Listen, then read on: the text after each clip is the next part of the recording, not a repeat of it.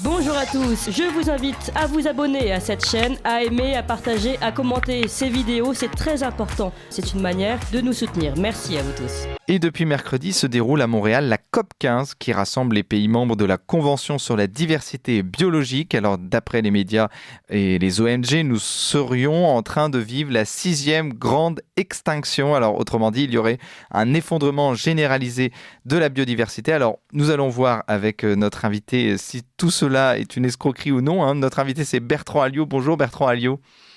Bonjour Corentin. Et donc vous êtes porte-parole d'Action Écologie, donc c'est une association qui veut être une alternative donc à l'écologie politique. Vous dénoncez dans les médias ce que vous appelez donc l'arnaque de l'écologisme, et dans un communiqué de presse vous expliquez en quoi finalement est-ce qu'il faut vraiment ou non paniquer sur le bilan de la biodiversité aujourd'hui dans le monde. Et je voulais déjà revenir donc sur cette COP15. Quels sont les objectifs de cette COP15 sur la biodiversité ?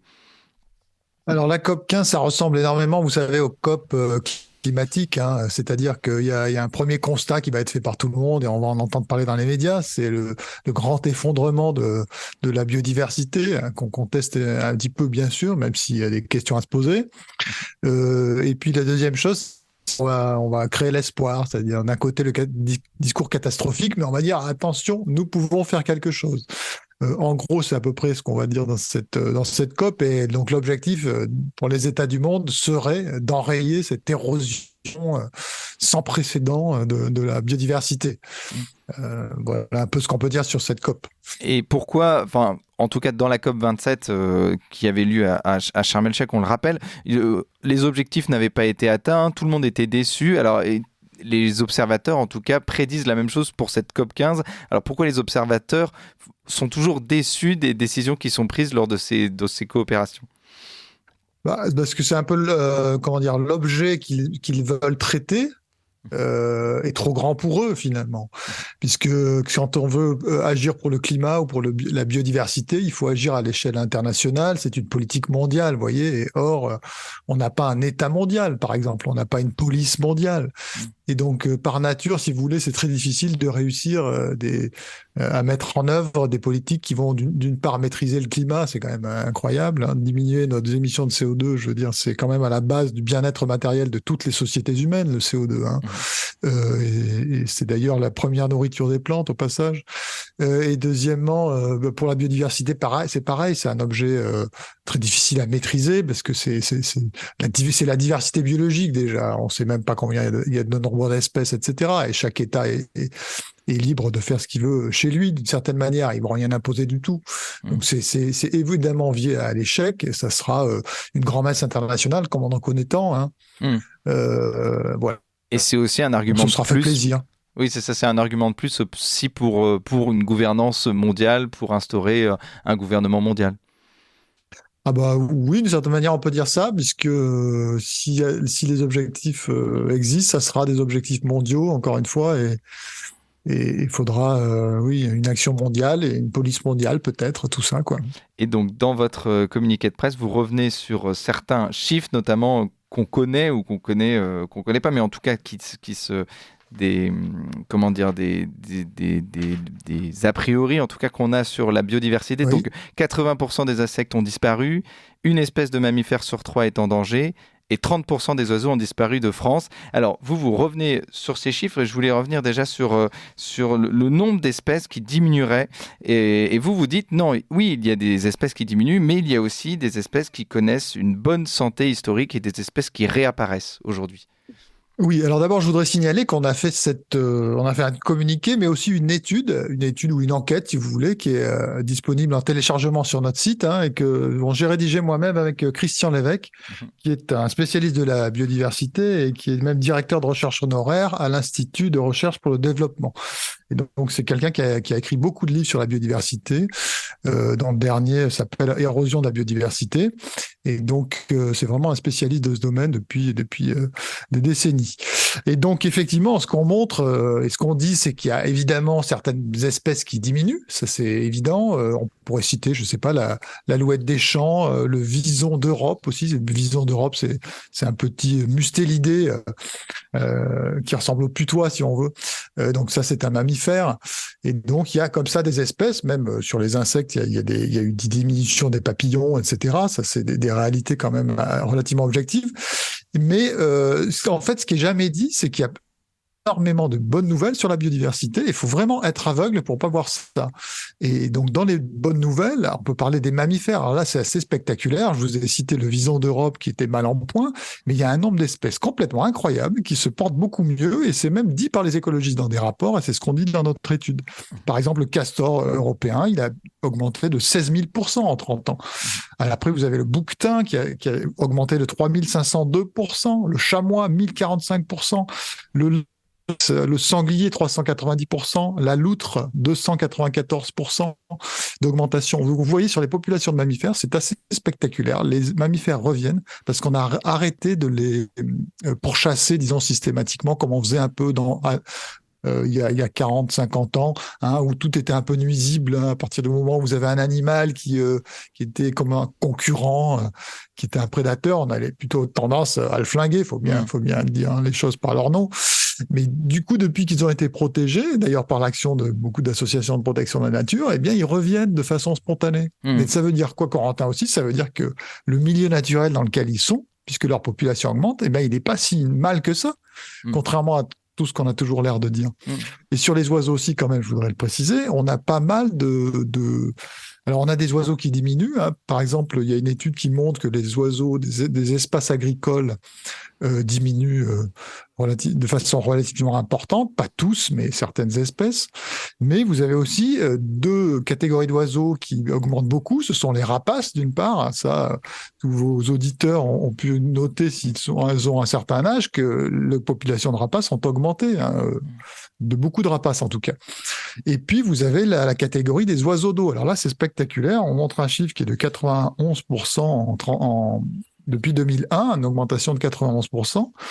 Je ne sais pas si vous savez, mais les cigognes ont augmenté leur population de 300 et quelques pourcents, 694%, excusez-moi, les cigognes blanches en Europe. Vous voyez? Donc, il y a énormément de bonnes nouvelles sur la biodiversité, et on ne le dit jamais. Et quand il y a des choses positives, il ne faut pas être aveugle comme ça. Oui, je voulais revenir sur les abeilles aussi. On nous dit souvent qu'il n'y a plus d'abeilles en France et en Europe, et vous expliquez que finalement, les abeilles se portent plutôt bien. En tout cas, ce n'est pas une espèce en danger, contrairement à ce qu'on peut croire. Alors, on peut citer quelques chiffres. Ça, c'est donc dans le monde entier, depuis 1960, en fait, il y a eu une augmentation de 65% des colonies d'abeilles domestiques. Vous voyez, donc on peut pas dire qu'elle est vraiment en danger d'extinction. De même qu'en Europe, on est passé de 22,5 millions en 2005 à 24,1 millions de colonies en 2010. Donc il y a eu une augmentation de 6%. En France, les populations sont assez stables. Alors après, il y a eu effectivement des surmortalités constatées certaines années, ça c'est vrai. Alors il y a 3 facteurs explicatifs. D'abord les pesticides, mais en fait on s'est rendu compte que beaucoup d'études ont montré que les pesticides, notamment les néonicotinoïdes, n'étaient pas le facteur principal, et loin de là. Après il y a la nourriture, c'est-à-dire que les abeilles ont besoin de se nourrir et parfois elles manquent de nourriture. Et puis enfin, il y a sans doute le facteur explicatif le plus important, qui est un parasite en fait qui a été introduit d'ailleurs en France, qui est le varroa. Et ça a eu beaucoup d'impact sur les abeilles. Aux États-Unis, les néonicotinoïdes qui sont interdits ou qui vont être interdits en Europe n'ont pas été interdits parce qu'ils considèrent que ça a très peu d'influence sur les abeilles et que c'est plutôt dû vraiment au varroa. Donc ça, c'est une étude une task force qui avait été mise en place par Barack Obama aux USA et qui a conclu de cette façon-là. Voilà ce qu'on peut dire sur les abeilles. Et puis je voudrais dire autre chose aussi très important qu'on dit dans notre étude, c'est que On dit toujours les abeilles disparaissent, donc on voit que c'est pas vrai. Et deuxièmement, on dit mais alors on va plus pouvoir se nourrir parce qu'il y aura plus de pollinisation. Mais en fait, il faut savoir qu'il y a énormément d'insectes qui pollinisent. Hein. Il y a 900 espèces d'abeilles qui vont polliniser en France, 5000 espèces de guêpes, 3000 espèces de mouches, 1000 espèces de punaises, 1000 espèces de scarabées. Donc on se calme un peu les amis écologistes là. On va pas, les plantes vont être pollinisées par les insectes. Il y en a beaucoup qui pollinisent, il n'y a pas que les abeilles domestiques. Et dans ce discours écologiste aussi, on nous explique que donc il y a un déclin de ces populations de la biodiversité et que ça serait seulement en cause, il y aurait seulement l'impact de l'homme sur la biodiversité. Et vous expliquez que dans ces causes du déclin, il n'y a évidemment pas que l'action de l'homme sur la nature. Oui, bien sûr. Alors, il faudrait d'abord parler des causes de déclin et des causes d'augmentation, puisqu'on constate qu'il y a les deux, en fait. Et effectivement, l'homme, si vous voulez, si vous regardez un peu ce qui se passe en France, par exemple, les endroits où on va observer les oiseaux. Hein, par exemple, on va aller en Camargue, on va aller au lac du Der, Chantecoq, je ne sais pas si vous connaissez, en Lorraine, et bien, ou en Brenne, la Brenne est un lieu très important pour observer les oiseaux. Eh bien, les trois que je viens de citer là, eh bien, ont été créés par les hommes en fait. Donc, vous avez énormément de zones favorables à la biodiversité qui ont été créées par l'homme, notamment quand on parle du bocage par exemple qui disparaît. Ça a quand même été créé par l'homme et ça a favorisé beaucoup d'espèces. Donc, évidemment, après que l'homme, l'intensification des pratiques agricoles, par exemple, a pu diminuer certaines espèces d'oiseaux ou de mammifères, etc. Ça, c'est incontestable. Et il y a plein d'activités humaines qui impactent les populations d'animaux ou de végétaux d'ailleurs. Mais il y a aussi des cycles, des mouvements naturels. Elle favorise d'autres. Elle en favorise d'autres. Faut reconnaître ça. Après, c'est pas illusoire évidemment Enfin, c'est quand même assez réel que lorsqu'une espèce se développe de façon spectaculaire comme la nôtre, elle va avoir un impact sur beaucoup d'autres. C'est assez logique, en fait. Et il est logique de voir une diminution de la biodiversité à l'échelle mondiale, disons. Mais à l'échelle locale, d'ailleurs, on se rend compte qu'il n'y a pas forcément de diminution de la biodiversité, puisqu'il y a plein d'introductions d'espèces. En fait, la mondialisation, dont on parlait tout à l'heure, en fait, crée un chamboulement des espèces, et donc il y a des nouvelles espèces qui arrivent et qui en remplacent d'autres d'une certaine manière. Non, mais ce que vous expliquez, c'est que la biodiversité n'est pas figée et qu'elle est amenée donc à changer. Il y a un mouvement, il y a un cycle naturel où il y a certaines espèces qui disparaissent, d'autres qui apparaissent, et en fait, ça fait partie de l'histoire de l'humanité. Oui, en tout cas, ça fait partie de l'histoire de la Terre, de la biodiversité. C'est-à-dire que, en fait, c'est comme il n'y a pas d'équilibre dans la nature. Ça, c'est une fausse idée de penser qu'il y a un équilibre. À la rigueur, on pourrait dire qu'il y a des ordonnancements. Les espèces vont s'ordonner d'une certaine manière, mais cet ordonnancement change perpétuellement en fait, parce qu'il y a toujours des changements du paysage. Il va y avoir des glaciations qui vont impacter très fortement la biodiversité. Donc, ce qui est caractéristique dans la nature, c'est le changement et le mouvement. Donc, vouloir garder la nature telle qu'elle est, c'est un peu une aberration parce que de toute façon, on va voir des évolutions. Donc les évolutions ne sont pas forcément graves. D'ailleurs, on voit plein d'espèces qui arrivent sur le territoire. Sur les espèces de poissons, il y a une proportion très importante de poissons qui sont d'origine extérieure, enfin qui n'étaient pas là à l'origine.